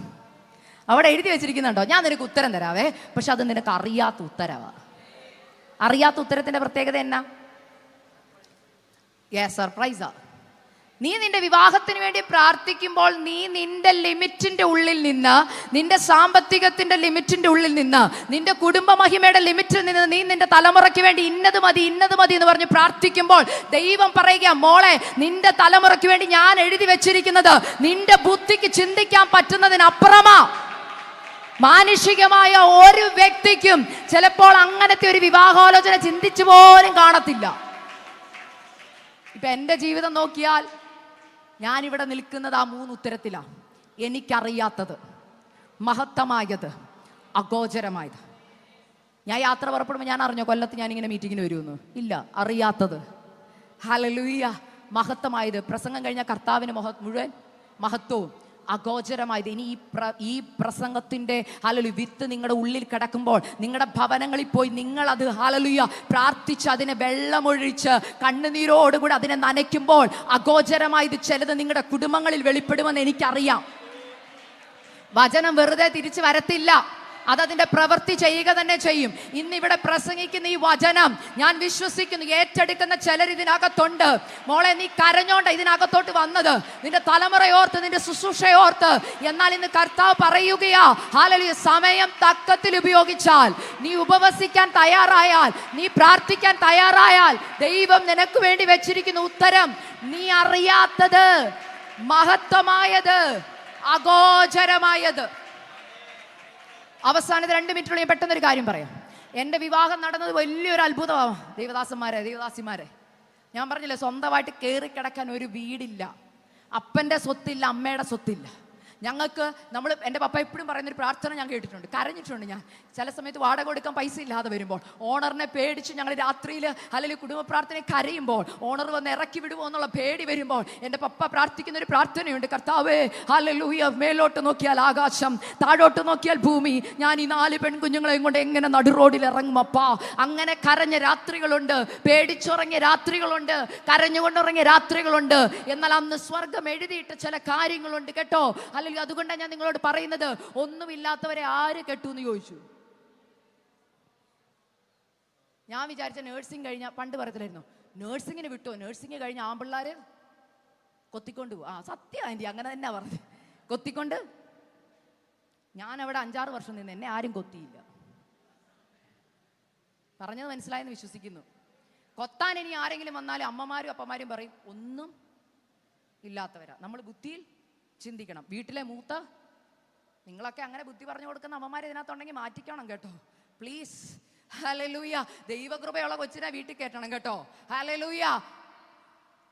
ഇവിടുന്ന് കണ്ട് ഇഷ്ടപ്പെട്ട് വീട്ടിൽ ചെന്നിട്ട് പറയും, മൂത്ത മോളല്ലേ, പ്രാരാബ്ദമൊക്കെ ആർക്ക് വരും? മൂത്തവന് വരും. നമ്മളെല്ലാം ബുദ്ധി ചിന്തിക്കുന്നവരല്ലേ, നമ്മൾ പറഞ്ഞു കൊടുക്കും നമ്മുടെ ആമ്പിള്ളേർക്കല്ലേ, മോനെ ആ ബാധ്യതയൊന്നും എടുത്ത്, ഭാര്യയല്ല, ഭാര്യ കിട്ടുന്നത് നന്മ കിട്ടും എന്നൊക്കെ പറഞ്ഞില്ലേ, ഇപ്പൊ പറയുന്നതന്നെ ബാധ്യത കിട്ടും. അങ്ങനെയൊക്കെ പറഞ്ഞ് പല കല്യാണാലോചന നടക്കാതിരുന്നപ്പോൾ ഹല്ലേലൂയ, എനിക്കൊരു ദൈവവചനം ഒരു ദൈവദാസി കൂടെ പ്രവചിച്ച് എന്നോടൊരു ദൂത് പറഞ്ഞു. അതാ ഞാൻ പറഞ്ഞ സമയം തക്കത്തിൽ, ആ സമയം ഉപയോഗിക്കേണ്ട സമയം വന്നപ്പോൾ എനിക്ക് കിട്ടിയ ദൂത് ഇതായിരുന്നു. ചിലർ ആ വചനം ഏറ്റെടുത്തോണ്ട് പോകണം. ഹല്ലേലൂയ. യെശയ്യാവ് 42 അധ്യായത്തിലെ വാക്യമാ. ഹല്ലേലൂയ, ഞാൻ കിഴക്ക് നിന്നൊരു റാഞ്ചൻ പക്ഷിയെ, ദൂരദേശത്ത് നിന്ന് എൻ്റെ ആലോചന അനുഷ്ഠിക്കുന്ന പുരുഷനെ തന്നെ വിളിക്കുന്നു, ഞാൻ പ്രസ്താവിച്ചിരിക്കുന്നു, ഞാൻ നിവർത്തിക്കും. ഈ ദൂത് വന്നിട്ട് പറഞ്ഞു, മോളെ നീ പ്രാർത്ഥിച്ചോ, നിനക്കുള്ളവൻ ദൂരദേശത്താ, അവനെ ദൈവം വിളിച്ചാലേ അവൻ വരത്തുള്ളെന്ന്. വിശ്വസിക്കുന്നുണ്ടെന്ന് വിശ്വസിക്കുന്നു. നിങ്ങളിത് കേൾക്കണം. എൻ്റെ ഫാദർ ഇൻ ലോയൊക്കെ അറിയാവുന്ന ആൾക്കാർ ഇവിടെ ഉണ്ട്, അതുകൊണ്ട് എനിക്ക് സന്തോഷമുണ്ട്. ഓക്കെ, എൻ്റെ ഹസ്ബൻഡ് 27 വർഷമായിട്ട് ഇന്ത്യയെ വന്നിട്ടില്ല. മലയാളം ഒരു വാക്ക് പോലും സംസാരിക്കത്തില്ല. അദ്ദേഹം വളർന്നതെല്ലാം അമേരിക്കയിലാണ്. ഒരു ദിവസം എൻ്റെ ഹസ്ബൻഡ് പല മലയാളി പെൺപിള്ളേരുടെ കല്യാണാലോചന വന്നപ്പോഴും അച്ചാച്ചൻ പറഞ്ഞൊരു കാര്യമാണ്, മലയാളിയെ ഞാൻ കല്യാണം കഴിക്കത്തില്ല. അതുകൊണ്ട് കല്യാണം നടക്കാത്ത കല്യാണം നടക്കും 33 വയസ്സ് വരെ നിൽക്കുക. അപ്പോൾ ആ 33ാമത്തെ വയസ്സിൽ ഇവിടെ ഇരുന്ന ഒരാൾ കരയാൻ തുടങ്ങി. എന്ത് വെച്ചാണെന്നറിയോ? വചനം വെച്ച്. കർത്താവെ, അങ്ങ് എന്നോട് പറഞ്ഞു ദൈവാലോചന അനുഷ്ഠിക്കുന്ന ഒരു പുരുഷനുണ്ടെന്ന്, അദ്ദേഹത്തെ അങ്ങ് വിളിച്ചുണർത്തണേ എന്ന് പ്രാർത്ഥിക്കാൻ തുടങ്ങി. സമയം തക്കത്തിൽ ഉപയോഗിച്ചു. എങ്ങനെയാണെന്നറിയാമോ? രാത്രിയുടെ യാമങ്ങളിൽ മുറി അടച്ച് ഞാൻ എൻ്റെ ഹോസ്റ്റൽ ഇന്നും ആ ദിവസം ഞാൻ ഓർക്കുന്നുണ്ട്. തലേണയുടെ മുകളിലോട്ട് അങ്ങോട്ട് കണ്ണുനീരൊഴുക്കാൻ തുടങ്ങി കേട്ടോ. ബൈബിള് തുറന്ന് വെച്ചിട്ട് കണ്ണുനീരോടെ പ്രാർത്ഥിക്കാൻ തുടങ്ങി. അപ്പാ, എനിക്ക് കല്യാണം നടത്തേണ്ട സമയം കഴിഞ്ഞു. ആരും ആലോചനകളായിട്ട് വരുന്നില്ല. വരുന്നവർക്ക് ആർക്കും ഞങ്ങളെ ഇഷ്ടപ്പെടുന്നില്ല. ഒത്തിരി ഡിമാൻഡുകളാ, ഞങ്ങൾക്ക് കൊടുക്കാൻ ഒന്നുമില്ല അപ്പായെ. എന്നാൽ അപ്പ എനിക്ക് വേണ്ടി കരുതി വെച്ചിരിക്കുന്ന പുരുഷൻ എന്നെ തേടി വരണം. ഞാൻ അങ്ങനെ തന്നെ പ്രാർത്ഥിച്ചത്. എന്നെ തേടി കർത്താവ് ഒരുക്കി വെച്ചവൻ വരണമെന്ന് പ്രാർത്ഥിച്ചു. ദൈവമക്കളെ, ഒരു ദിവസം രാവിലെ എൻ്റെ ഹസ്ബൻഡിൻ്റെ ഡാഡി എന്നോട് പറഞ്ഞ ടെസ്റ്റിമണിയാ. മലയാളി കൊച്ചിനെ കല്യാണം കഴിക്കത്തില്ലെന്ന് പറഞ്ഞ എൻ്റെ ഹസ്ബൻഡ് ഒരു ദിവസം രാവിലെ ഡാഡിയോട് പറയാ, ഡാഡി എന്നാ ഇന്ത്യയിൽ പോകുന്നേ? അടുത്ത മാസം പോവാ. എന്നാ ഞാൻ വരുവാ. ഇന്ത്യയിൽ ആരെയെങ്കിലും നോക്കിക്കൂ. ഡാഡിക്ക് ഭയങ്കര സന്തോഷം. നോക്കിയപ്പോൾ അതാണ്ട് സെലക്ഷൻ എനിക്ക് വീണു. നറുക്ക് ഓൾറെഡി വേറെ 2 പെമ്പിളരെ കണ്ടിട്ട് എന്നെ കാണാൻ വന്നു കേട്ടോ. എൻ്റെ വീട് അന്ന് കണ്ടാൽ ഒത്തിരി സങ്കടകരമായ വീടാ. അടുക്കളയൊക്കെ വിട്ട് ചോരുന്നൊരു വീട്. കയറി നിൽക്കുന്ന സോഫയൊക്കെയാണ് ഞങ്ങൾ തൂത്ത് തുടച്ച്, ഒരു ചെയറൊക്കെ ഉള്ളൂ. അതൊക്കെ തൂത്ത് തുടച്ചൊക്കെ ഇട്ട് ഇവർ വന്നപ്പോൾ അമേരിക്കക്കാരാന്ന് കേട്ടപ്പോഴേ ഞാൻ അപ്പാട് പറഞ്ഞു, വലിയ പ്രതീക്ഷയൊന്നും കൊടുക്കണ്ട. ഇങ്ങനെയൊക്കെ പറഞ്ഞാ നിന്നത്. എന്നാൽ ചായയൊക്കെ കൊടുത്തപ്പോൾ എനിക്ക് വലിയ പ്രതീക്ഷയില്ലെങ്കിൽ അപ്പോഴാണ് ഇടിവെട്ടി പോലെ ഒരു സത്യം അറിയുന്നത്, ചെറുക്കൻ മലയാളവും സംസാരിക്കത്തില്ലെന്ന്. അപ്പം ഞാൻ ഓർത്തു, ഇത് എന്തായാലും നടക്കത്തില്ല. നമ്മൾ ഇന്ത്യക്കാരല്ലേ, നമ്മളിവിടെ പഠിച്ചവരല്ലേ. എൻ്റെ ഇംഗ്ലീഷ് പുള്ളിയുടെ ഇംഗ്ലീഷ് എനിക്ക് മനസ്സിലാകത്തില്ലെന്ന് എനിക്ക് ഉറപ്പായിരുന്നു. എന്നാൽ ഒറ്റ പ്രാർത്ഥന പ്രാർത്ഥിച്ചു, കർത്താവ്, ഇത് ദൈവഹിതമാണെങ്കിൽ ഇത് നടക്കണം. പ്രാർത്ഥിച്ചുകൊണ്ട് ഞങ്ങൾക്ക് സംസാരിക്കാൻ തന്ന സമയത്തിനുള്ളിൽ അകത്ത് കയറി 45 മിനിറ്റ്സ് ഞങ്ങൾ തമ്മിൽ സംസാരിച്ചു. സംസാരം കഴിഞ്ഞ് ഇറങ്ങി വന്നപ്പോൾ ഹസ്ബൻഡ് എൻ്റെ ഡാഡിയെ കാണിച്ചു ഇങ്ങനെ. അപ്പോഴും എനിക്ക് ഉറപ്പൊന്നുമില്ലായിരുന്നു കേട്ടോ. നവംബർ 19-ാം തീയതി പെണ്ണ് കണ്ടു. നവംബർ 22-ാം തീയതി കല്യാണം ഉറപ്പിച്ചു. നവംബർ 30-ാം തീയതി എൻഗേജ്മെൻറ്റ്, ഡിസംബർ 1-ാം തീയതി കല്യാണവും. നിങ്ങൾക്ക് മനസ്സിലായെന്ന് വിശ്വസിക്കുന്നു. എൻ്റെ കല്യാണം നടന്ന് വെറും ഒരാഴ്ച കൊണ്ടാണ്. ഇനി അടുത്തൊരു സത്യം പറയാം. എൻ്റെ പപ്പാടെ പോക്കറ്റ് വെറും 250 രൂപയുള്ളായിരുന്നു. നിങ്ങളത് വിശ്വസിക്കത്തില്ല. സത്യമായ കാര്യമാണ് പറയുന്നത്. വചനം കൈ പിടിച്ചോണ്ടാ പറയുന്നത്. എൻ്റെ പപ്പാടെ പോക്കറ്റ് വെറും 250 രൂപയുള്ളായിരുന്നു. അതിനെക്കുറിച്ചുള്ള വിശദമായ ടെസ്റ്റിമണി ആസാദി കൊടുത്തിട്ടുണ്ട്. അതുകൊണ്ടാണ് പറഞ്ഞത്, നിങ്ങൾ പോയി കേട്ടാൽ മതി, ഇവിടെ വിശദീകരിക്കാൻ സമയമില്ല. എന്നാൽ ഞാനൊരു സത്യം പറയാം. നീ സമയം തക്കത്തിൽ ഉപയോഗിച്ച് നീ രാത്രിയുടെ യാമങ്ങളിലുണ്ടല്ലോ, എല്ലാവരും കിടന്നുറങ്ങുമ്പോൾ കണ്ണടച്ച് ഹല്ലേലൂയ മുറിക്കകത്ത് കയറി കഥകടച്ച് കണ്ണുനീരോടെ ദൈവവചനം ഏറ്റെടുത്തിട്ട് അതിലെ ഓരോ വാക്തത്വത്തെ കൈവച്ചിട്ട് ചോദിക്കണം, അപ്പാ, ഞാൻ അങ്ങയുടെ മോളല്ലേ, അങ്ങല്ലേ പറഞ്ഞത് എന്നെ വിളിച്ചപേക്ഷിക്കും, നിനക്ക് ഉത്തരമരുളാമെന്ന്. നീ അറിയാത്തത് മഹത്തമായത് അഗോചരമായത് ചെയ്യാമെന്ന്, എനിക്ക് വേണ്ടി ഒന്ന് ചെയ്യണമെന്ന് നീ കരയുമ്പോൾ അല്ലെങ്കിൽ കടലുകൾ കടന്ന് നിനക്ക് വേണ്ടിയുള്ള അത്ഭുതങ്ങളെ ദൈവം ചെയ്യും. അതുമാത്രമല്ല, നിന്റെ തലമുറയുടെ വിഷയമാണോ? ഞാൻ പറഞ്ഞതുപോലെ യായേലിനെ പോലാണോ ഇന്ന് നീ വന്നേൽക്കുന്നത്? അല്ലെങ്കിൽ സീസറയുടെ ശക്തിയുടെ മുമ്പിൽ നീ തളർന്നവളാണോ? നിന്റെ തലമുറയെ ഒതുക്കി വെക്കുന്ന ശക്തിയുടെ വിഷയത്തിലാണോ നീ തകർന്നിരിക്കുന്നത്? കൂട്ടുകെട്ടോർത്താണോ? സ്നേഹബന്ധങ്ങൾ ഓർത്താണോ? ഒരു കാര്യം ഞാൻ പറയാം, സമയം അമ്മമാരെ തക്കത്തിൽ ഉപയോഗിക്കണം. നിങ്ങളുടെ തലമുറകൾ ചെറിയ കുഞ്ഞുങ്ങളായിരിക്കുമ്പോൾ തന്നെ ഉപവസിച്ച് പ്രാർത്ഥിക്കണം. ഞാൻ ഏറ്റവും കൂടുതൽ കാണുന്നത് തലമുറകൾ വലുതാകുമ്പോഴേ എല്ലാവരും ഉപവസിക്കാൻ തുടങ്ങുന്നത് അല്ല. എൻ്റെ മമ്മി പറഞ്ഞ പ്രസവം കഴിഞ്ഞ് 3-ാം മാസം തൊട്ട് എന്നെ ഉപവസിപ്പിച്ച ആളല്ല എൻ്റെ മമ്മി. പ്രസവം കഴിഞ്ഞ് 90 കഴിഞ്ഞപ്പോഴേ പറഞ്ഞു തലമുറയ്ക്ക് വേണ്ടി ഉപവസിച്ച് പ്രാർത്ഥിച്ചു. മമ്മി പറയുന്നത് എന്നാണെന്നറിയോ? നിന്റെ ഉപവാസവും പ്രാർത്ഥനയും നിന്റെ ഇൻവെസ്റ്റ്മെൻ്റ് ആണെന്നാ. ഇൻവെസ്റ്റ്മെന്റ് എന്ന് പറഞ്ഞാൽ എന്താണെന്നറിയോ? ആരോഗ്യമുള്ളപ്പോൾ ഉപവസിക്കുകയും പ്രാർത്ഥിക്കുകയും ചെയ്താൽ, ആരോഗ്യമില്ലാത്തപ്പോൾ ഉണ്ടല്ലോ നിന്റെ ജീവിതത്തിന്റെ വിഷയങ്ങളുടെ മേൽ കർത്താവ് ഹല്ലേലൂയ മഞ്ഞും മഴയും ഒഴിക്കുമെന്ന്, തലമുറയുടെ വിഷയത്തിന്മേൽ കർത്താവ് പ്രവർത്തിക്കുമെന്ന്. ഇത് ആരോഗ്യമുള്ളപ്പോൾ പ്രാർത്ഥിക്കാതെ നടന്നിട്ട് തലമുറയെ ശത്രു പിടിച്ചോണ്ട് പോകുമ്പോഴല്ല കരയേണ്ടത്. ഇന്ന് പല അമ്മമാരോട് ഞാൻ ഉപവസിക്കാൻ പറയുമ്പോൾ പറയുന്ന അടുത്തൊരു എക്സ്ക്യൂസ് എന്താണെന്നറിയോ? ഷുഗർ ഉണ്ട് സിസ്റ്ററെ, ഉപവസിക്കാൻ പറ്റത്തില്ല. രാവിലത്തെ ഭക്ഷണം ചെന്തിൽ എന്ത് പറ്റും? തല കറങ്ങും. അങ്ങനെ ഒരു ആൻറ്റി ഒരു പ്രാവശ്യം എന്നോട് പറഞ്ഞായിരുന്നു. ഉപവസിക്കാൻ പരിശുദ്ധാത്മ വ്യക്തമായിട്ട് എന്നോട് പറഞ്ഞിട്ടാണ് ഞാൻ ആൻറ്റിയോട് പറഞ്ഞേ, ആൻറ്റി മോന് വേണ്ടി ഉപവസിക്കണേന്ന്. അപ്പം ആൻറ്റി പറഞ്ഞു, മോളെ പറയുന്നോണ്ടൊന്നും തോന്നില്ല, മോള് കർത്താവിനോട് പറ എനിക്ക് ഷുഗർ ആവുന്നു. കർത്താവിനോട് ഞാൻ പറഞ്ഞ കർത്താവിന് അറിയത്തില്ലേ? കർത്താവ് പിന്നെ എന്തിനാ ഉപവസിക്കാൻ പറഞ്ഞത്? ഉപവസിക്കാൻ പറഞ്ഞു, ഉപവസിച്ചില്ല. അല്പം മാസങ്ങൾ കഴിഞ്ഞപ്പോൾ എന്നെ ഈ ആൻറ്റി ഒന്നുകൂടെയും വിളിച്ചു. ഒരു പാതിരാത്രിക്കാണ് വിളിച്ചത്. എന്തിനെന്നറിയോ? മോൻ ഇപ്പം ICUവിലാണ്.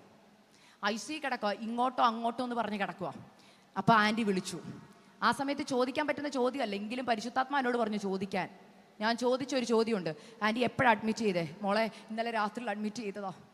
എൻ്റെ കൈയും കാലും ഒക്കെ തളരുന്നു മോളെ, എനിക്ക് എൻ്റെ മോനെ തിരിച്ചു കിട്ടുമോയെന്ന് അറിയില്ല. ഞാൻ ചോദിച്ചു ആൻറ്റി വല്ലതും കഴിച്ചോ? ഇല്ല മോളെ, 2 ദിവസമായി കഴിച്ചിട്ട്. ഇപ്പം ഷുഗർ ഉണ്ടോ? ഷുഗർ താഴുന്നുണ്ടോ? ഇല്ല. ബിരിയാണി ഫ്രണ്ടിൽ കൊടുത്ത് ഇറങ്ങുമോ? പറ ആൻറ്റിമാരെ, ഇറങ്ങുമോ? പച്ചവെള്ളം തന്ന ഇറങ്ങുമോ? വേണ്ടെന്നല്ലേ പറയത്തുള്ളൂ. ഇത് വരാതിരിക്കാനാ കർത്താവ് പറയുന്നത്. ഉപവസിക്കാനും പ്രാർത്ഥിക്കാനും സമയം തരുമ്പോൾ സമയം തക്കത്തിൽ ഉപയോഗിക്കണം. ശവപ്പെട്ടി കയറാതിരിക്കാൻ ചിലത് ദൈവാത്മാവ് നേരത്തെ നിങ്ങളെ ബുദ്ധി ഉപദേശിക്കും. സഭയിൽ വരുന്ന അനർത്ഥം ദൈവാത്മാവ് നിങ്ങളുടെ പ്രാർത്ഥനാ മുറിയിൽ വെളിപ്പെടുത്തി തരും. ദേശത്ത് വരുന്ന അനർത്ഥം വെളിപ്പെടുത്തി തരും. ചില സീസറുകളെ സഭയ്ക്കുള്ളിലേക്ക് ദൈവാത്മാവ് ഓടിച്ച് കയറ്റും. ഇത് പ്രവചനാത്മാവി വിളിച്ചു പറയുക.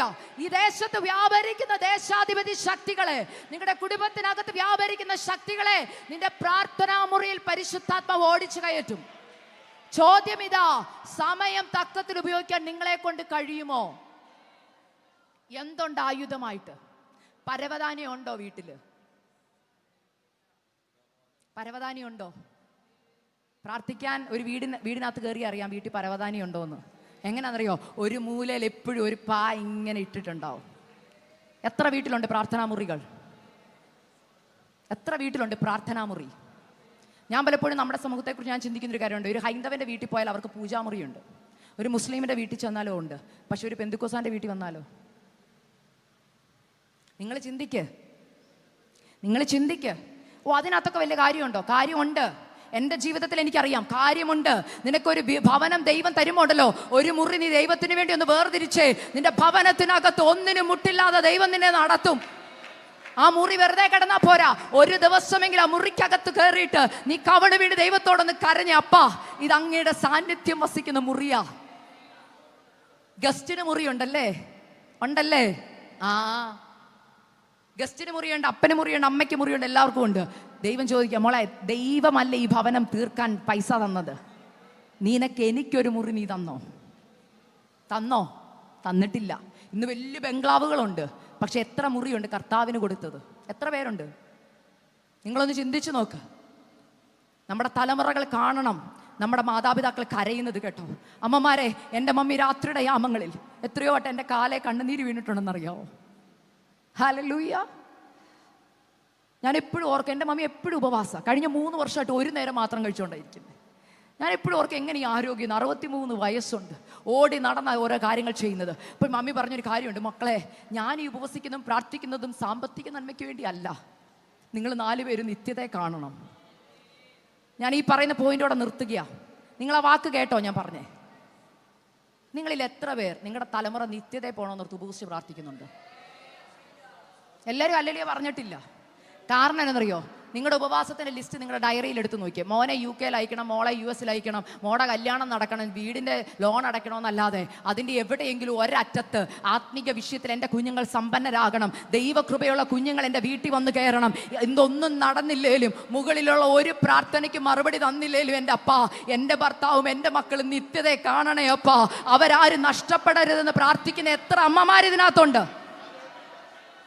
നിങ്ങൾ തമാശയായിട്ട് എടുക്കരുതേ. ഞാൻ തമാശ പറയുവല്ല ഇവിടെ നിന്ന്. ഇത് ദുഷ്കാലമാകയാൽ സമയം തക്കത്തിൽ ഉപയോഗിക്കണം. സമയം തക്കത്തിൽ ഉപയോഗിച്ചില്ല, ഒരു സമയം വരുന്നുണ്ട്, കണക്ക് കൊടുക്കേണ്ട ഒരു സമയം. നിങ്ങൾ ഓർക്കരുത് പാസ്റ്റർ നിങ്ങളുടെ കുടുംബത്തിന് വേണ്ടി കണക്ക് കൊടുക്കുന്നെന്ന്. അക്സയുടെ പേര് വിളിക്കുമ്പോൾ അക്സ ദൈവസന്നിധിയിൽ സിംഹാസനത്തിന് മുമ്പിൽ പോയി നിൽക്കുമ്പോൾ അക്സ എന്തിനൊക്കെ കണക്ക് കൊടുക്കണം? ആദ്യത്തെ ഒരു ചോദ്യം കൂടെ ഉണ്ട്. നിന്റെ ഭർത്താവ് വന്നോ? അല്ലേ? എൻ്റെ ഭർത്താവ് അവിടെ ഉണ്ടെങ്കിൽ എനിക്ക് സന്തോഷം. നിന്റെ 3 കുഞ്ഞുങ്ങൾ ഇവിടെ ഉണ്ടോ? ഇല്ലെന്ന് നിങ്ങൾ ആരെങ്കിലും, നിങ്ങളുടെ മക്കൾ ഓരോരുത്തരുടെ ഫേസ് നിങ്ങളുടെ മുമ്പിൽ കൂടെ വരണം കേട്ടോ. ഓരോ മക്കളുടെയും ഫേസ് നിങ്ങളുടെ മുമ്പിൽ കൂടെ വരണം. എൻ്റെ മക്കൾ സ്വർഗത്തിലെത്തുമോ നിങ്ങൾക്കേ അറിയത്തുള്ളൂ. നിങ്ങൾക്കറിയാം അവരുടെ ജീവിതം വീടിനകത്ത്. ഓർക്കണം, ഒരു തലമുറ നിങ്ങളുടെ സ്വർഗത്തിൽ എത്തിയില്ലെങ്കിൽ ദൈവത്തിൻ്റെ അടുത്ത ചോദ്യം എന്താ നിങ്ങൾ ഊഹിച്ചിട്ടുണ്ടോ? നിങ്ങൾ പഠിക്കാൻ പോകുന്ന ആരെയാ? അയ്യോ, അത് ഞങ്ങളുടെ പാസ്റ്റർ ശരിയല്ലായിരുന്നു, പാസ്റ്റർ സൺഡേ സ്കൂൾ ഒന്നും. ഇന്ന് പല അമ്മമാർ സൺഡേ സ്കൂൾ ടീച്ചേഴ്സിന് ദൗത്യം കൊടുത്തേക്കുക. നിങ്ങൾ എന്ത് ചെയ്തോണം? പഠിപ്പിച്ചോണം, എൻ്റെ കുഞ്ഞിനെ നന്നാക്കിക്കോണം. സൺഡേ സ്കൂൾ ടീച്ചർ ശരിയല്ലെങ്കിൽ അവരുടെ ആത്മീയ ജീവിതം ശരിയല്ല. എന്നാൽ ആദ്യത്തെ ഒരു തലമുറയുടെ സൺഡേ സ്കൂൾ ടീച്ചർ ആരാന്നറിയോ? അമ്മയാ. തലമുറ സ്വർഗത്തിൽ എത്തിയില്ലെങ്കിൽ കർത്താവ് നിങ്ങളോട് കണക്ക് ചോദിക്കും. ചോദിക്കാൻ പോകുന്ന ഇതാ, എൻ്റെ തലമുറയായിരുന്നു, ഞാൻ നിന്നെ നോക്കാൻ ഏൽപ്പിച്ചതാ. ആണോ? യഹോവ തന്നു, യഹോവ എടുത്തു എന്ന് ഇയ്യോബ് പറയാൻ കാരണം എന്നാ? ഇയ്യോബിനറിയാം ദൈവം തന്നതാന്ന്, ദൈവത്തിന്റെ ഉത്തരവാദിത്തത്തിലുള്ളതാ നമ്മുടെ തലമുറ. ദൈവം ചോദിക്കുക, തിരിച്ച് നീ എന്നെ ഏൽപ്പിച്ചപ്പോൾ എന്തിയാ തലമുറ? തലമുറ ചർച്ച വരുന്നില്ലെങ്കിൽ, തലമുറ കുടുംബ പ്രാർത്ഥനയ്ക്ക് ഇരിക്കുന്നില്ലെങ്കിൽ, ഓർത്ത അമ്മമാരെ, വിളക്ക് കത്തിക്കാൻ സമയമായി. എൻ്റെ കുഞ്ഞ് ഓക്കെയാ, ഇതുവരെ നല്ല ഓക്കെയാന്ന് പറഞ്ഞിരിക്കുന്നവരോട് ഞാൻ പറയട്ടെ, ഞാൻ അങ്ങനത്തെ ഒത്തിരി കുഞ്ഞുങ്ങളെ കാണുന്നതാ. പക്ഷെ അവരുടെ മുറിക്കുള്ളിൽ, അവരുടെ ഫോണിൽ അവർ കാണുന്നതൊക്കെ നിങ്ങൾ ഭയക്കണം കേട്ടോ. എന്നെ ഒരുപാട് യൂത്ത് വിളിക്കുന്നുണ്ടാ പറയുന്നത്. പലരോടും പറയാത്ത പല കാര്യങ്ങൾ എന്നോട് പറയുമ്പോൾ ഞാൻ തന്നെ അതിശയിച്ചിട്ടുണ്ട്. കാരണം ഞാനൊന്നും ജീവിച്ച കാലത്തില്ലാത്ത പല കാര്യങ്ങൾ ഞാൻ ഇന്ന് കേൾക്കുന്നുണ്ട്. തുറന്നു പറയുക, ഇന്ന് പല കുഞ്ഞുങ്ങളും സൂയിസൈഡ് ചെയ്യുന്നതിൻ്റെയൊക്കെ കാരണം എന്നാണെന്നറിയാമോ? കുഞ്ഞുമക്കള് അവർ പലതിനും അഡിക്റ്റാ. അവർക്ക് പറയാൻ പറ്റുന്നില്ല, അവർക്ക് പ്രശ്നങ്ങളെ എങ്ങനെ അഭിമുഖീകരിക്കണം എന്നറിയത്തില്ല. ഞാൻ ചോദിക്കുന്ന, രക്ഷിക്കപ്പെട്ട നമ്മുടെ കുഞ്ഞുങ്ങളെ നിങ്ങൾ കർത്താവിൽ വളർത്തുന്നുണ്ടോ? മക്കളെ, നമുക്ക് കർത്താവ് ഉണ്ടടാ, നീ വാ, മമ്മ പ്രാർത്ഥിക്കാം. മോൻ എന്താ ഒരു സങ്കടം? വന്നേ, മമ്മി നിന്റെ കൂടെ ഇരുന്ന് പ്രാർത്ഥിക്കാമെന്നൊന്ന് പറഞ്ഞു നോക്കിയേ. നിങ്ങളുടെ കുഞ്ഞുങ്ങൾ നിങ്ങളുടെ കൂടെ മുട്ടുമടക്കുമെന്ന് പായേല്. ഇന്ന് പറയാത്തത് എന്താ? നിങ്ങളുടനെ കൗൺസിലിങ്ങിന് കൊണ്ടുപോകും, പാസ്റ്റർ വിവരം അറിയിക്കും. ചോദ്യം ഇതാ, നിങ്ങൾ ഉപവസിക്കാറുണ്ടോ നിങ്ങളുടെ തലമുറകൾക്ക് വേണ്ടി? ഉപവസിക്കുന്നവരൊന്ന് ഞാൻ വേണ്ട, കൈവക്കണ്ട. മനസ്സിൽ പറ, ഞാൻ എൻ്റെ തലമുറയ്ക്ക് വേണ്ടി ഇരിക്കുന്നുണ്ടെന്ന്. ഇല്ലെങ്കിൽ ഇന്നൊരു തീരുമാനത്തോടെ പോകാവുള്ളൂ. കാരണം ഇത് ദുഷ്കാലമാകിയാൽ സമയം തക്കത്തിൽ ഉപയോഗിക്കുക. ഹല്ലേലൂയ. ഇന്ന് എത്ര പേർ ദൈവസന്നിധിയിലും നിങ്ങളെ തന്നെ താഴ്ത്തി ഏൽപ്പിക്കും. നിങ്ങളൊന്ന് എഴുന്നേറ്റ് നിൽക്കാമോ? ലാസ്റ്റ് മിനിറ്റിലേക്ക് വരിക. നിങ്ങളൊന്ന് എഴുന്നേറ്റ് ഒന്ന് പ്രാർത്ഥിക്കാമോ? കർത്താവേ, ഇന്ന് കേട്ട ദൂതിന് മുമ്പിൽ എന്നെ ഏൽപ്പിക്കുക. ഇത് ദുഷ്കാലമാ, ഞാൻ സമയം തക്കത്തിൽ ഉപയോഗിക്കാൻ തീരുമാനം എടുക്കുക. ഇതുവരെ ഞാൻ എൻ്റെ തലമുറയ്ക്ക് വേണ്ടി ഉപവസിച്ചിട്ടില്ല, എന്നാൽ ഇന്ന് തൊട്ട് ഞാൻ ഇരിക്കാൻ തയ്യാറാപ്പാ. ദൈവമക്കളെ, ഉപവസിച്ച് ഇന്ന് വരെ ആരും മരിച്ചിട്ടില്ല കേട്ടോ. അങ്ങനെ ആരെങ്കിലും കേട്ടിട്ടുണ്ടോ? ഉപവസിച്ച് ആരും മരിക്കത്തില്ല. ഞാൻ എൻ്റെ 3ാമത്തെ കുഞ്ഞിനെ പ്രഗ്നന്റ് ആയിരുന്ന സമയത്ത് പരിശുദ്ധാത്മാവ് എന്നോട് പറഞ്ഞു, ഉപവസിച്ച് പ്രാർത്ഥിക്കാൻ. പ്രഗ്നന്റാ. സാധാരണ എല്ലാവരും പറയും 2 പേർക്കുള്ളത് കഴിക്കണമെന്ന്, അല്ലേ? ഈ 2 പേർക്കുള്ളത് കഴിക്കേണ്ട എന്നോട് പരിശുദ്ധാത്മാ പറയുക, നീ ഉച്ചവരെ എല്ലാ ദിവസവും ഡെലിവറി നടക്കുന്നിടവരെ ഉപവസിച്ച് പ്രാർത്ഥിക്കണമെന്ന്. എനിക്ക് ആരോഗ്യം ഉണ്ടായിട്ടല്ല കേട്ടോ ഉപവസിച്ച്. കാരണം എൻ്റെ ബ്ലഡ് പ്രഷർ ലോയാ, ഷുഗറും ലോയാ. ആശുപത്രി പോയിട്ടില്ല 3ാമത്തെ പ്രഗ്നൻസിയിൽ. അപ്പോൾ പരിശുദ്ധാത്മാ എന്നോട് ഉപവസിക്കാൻ പറഞ്ഞു. ഞാൻ ഇന്നൊരു ടെസ്റ്റിമണി നിങ്ങളോട് പറയാം. എനിക്ക് 3 കുഞ്ഞുങ്ങളാണ് ഉള്ളത്. ഞാൻ അന്ന് എൻ്റെ ദൈവത്തോട് ചോദിച്ചു, കർത്താവേ, ഞാൻ പ്രോപ്പറായിട്ട് ഭക്ഷണം കഴിക്കാതിരുന്നാൽ എൻ്റെ കുഞ്ഞ് പുറത്ത് വരുമ്പോൾ എത്ര വെയിറ്റ് കാണും? നന്നായിട്ട് കഴിക്കുന്ന കുഞ്ഞുങ്ങളെ നമ്മൾ പറഞ്ഞത് നന്നായിട്ട് കഴിക്കണം, എന്നാലേ കുഞ്ഞിന് വെയിറ്റ് ഉള്ളൂ. വെയിറ്റ് വരാൻ വേണ്ടി അമ്മമാർ കഴിക്കുന്നത്. ഇങ്ങനെ ചോദ്യം ചോദിച്ചു. പരിശുദ്ധാത്മാ എന്നോട് ചോദിക്കൂ, എന്നെ അനുസരിക്കാവോ എന്ന് ചോദിച്ചു. ഞാൻ പറഞ്ഞു, അനുസരിക്കാം. നീ ആരോടും പറയണ്ട, നീ ഇതിരുന്ന് ഉപവസിച്ച് പ്രാർത്ഥിക്കാൻ പറഞ്ഞു. ദൈവമക്കളെ, എൻ്റെ കുഞ്ഞിനെ ഡേയിൽ പ്രഗ്നൻ്റ് ആയി 5ാം മാസം തൊട്ട് ഞാൻ ലാസ്റ്റ് ഡെലിവറിക്ക് കയറുമ്പോൾ പ്രസവിക്കുന്നത് ഉപവാസത്തോടെയാണ്. ഞാനൊരു ടെസ്റ്റിമണി പറയട്ടെ നിങ്ങളോട്. എൻ്റെ ബാക്കി 2 കുഞ്ഞുങ്ങളെക്കാളും നന്നായിട്ട് കഴിഞ്ഞ കുഞ്ഞുങ്ങളെക്കാളും 3ാമത്തെ കുഞ്ഞിനായിരുന്നു ഏറ്റവും കൂടുതൽ വെയിറ്റ് അവനായിരുന്നു. ഞാനിത് പറയാൻ കാരണം, ഉപവസിച്ച് ഇന്ന് വരെ ആരും മരിച്ചിട്ടില്ല കേട്ടോ. കാരണം ഉപവാസം എന്ന് പറഞ്ഞാൽ ദൈവത്തിൻ്റെ കൂടെ വസിക്കാന്നാ, ശത്രുവിനോട് ഫൈറ്റ് ചെയ്യുകയെന്നാ. നീ പരവതാനി വിരിച്ചു യായേലിനെ പോലെ ഹല്ലേലൂയ നിന്റെ പ്രാർത്ഥനാ മുറി നീ കരഞ്ഞാലുണ്ടല്ലോ, വചനമാകുന്ന ഹല്ലേലൂയ ചുറ്റിക എടുത്താലുണ്ടല്ലോ, പ്രാർത്ഥനയാകുന്ന ഹല്ലേലൂയ കുറ്റി എടുത്താലുണ്ടല്ലോ, പരിശുദ്ധാത്മാവ് പറയുക, നിന്റെ തലമുറ ഒതുക്കുന്ന സീസറുകൾ നിന്റെ പ്രാർത്ഥനാ മുറിയിൽ ദൈവാത്മാവ് വെളിപ്പെടുത്തി തരും. നിന്റെ സഭയ്ക്കെതിരെയുള്ള പോരുകൾ, കുടുംബജീവിതത്തിനെതിരെയുള്ള പോരുകൾ.